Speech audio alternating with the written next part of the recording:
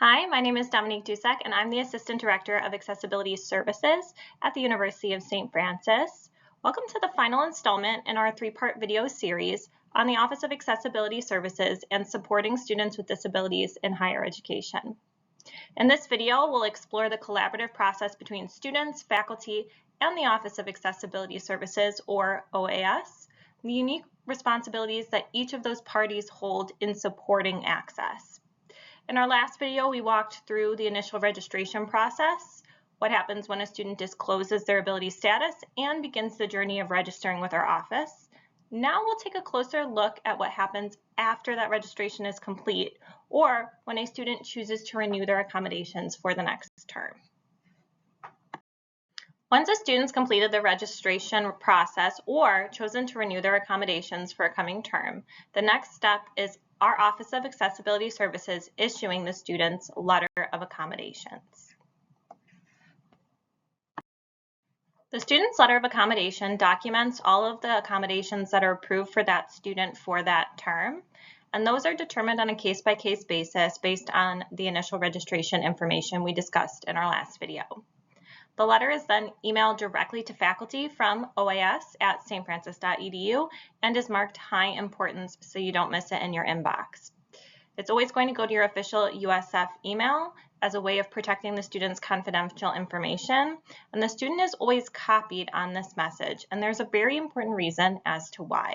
Please expect these letters to come through typically the week before classes start. However, letters of accommodation can come through at any point in the term because students reserve the right to disclose whenever a situation becomes known or a disability becomes known. As stated previously, we always want to make sure that the student is copied on their letter of accommodation along with the instructor or the faculty member. And this shared communication is very intentional because we want to create a bridge that allows for conversation between the student and the faculty member. Our Office of Accessibility Services very strongly encourage students to follow up with their instructors after the email is sent and discuss how accommodations might look different or apply differently to your specific course. Some faculty even choose to reply to that email thread and to thank the student and arrange a private meeting to talk through details.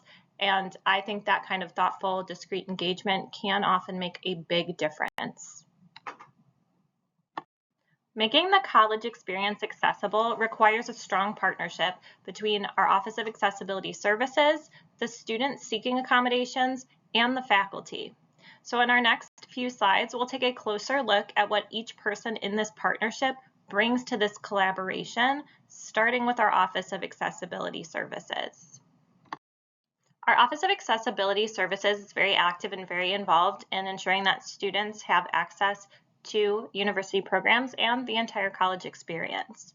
We review the initial documentation that the student submits to move forward and approve accommodations that are needed to remove barriers without providing an unfair advantage. We then take those accommodations and generate a letter that is sent to both the student and any appropriate faculty members.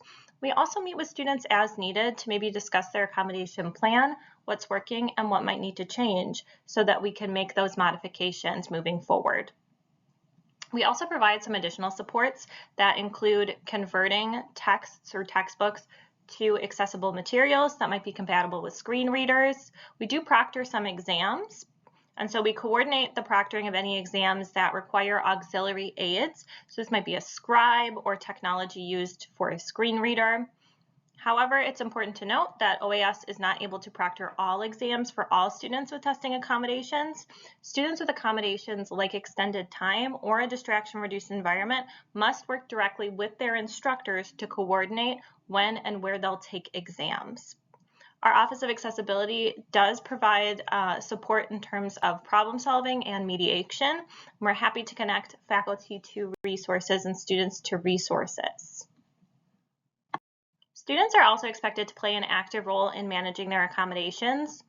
This may include renewing their accommodations each semester, selecting what courses they would like their accommodations applied to, following up with faculty each semester to ensure accommodations are understood, coordinating testing arrangements for extended time or alternative testing environments, notifying OAS of any scheduling changes that might impact their accommodations, and reaching out to OAS if they encounter any barriers or challenges. We view students as autonomous adult learners who understand their needs best. Therefore, it is our role to support and empower them in advocating for their own success. As faculty, you also play a vital role in creating accessible learning environments, and so here's what we ask of you. Check your USF email regularly, even when you're not full-time. Letters of accommodation will always be sent this way.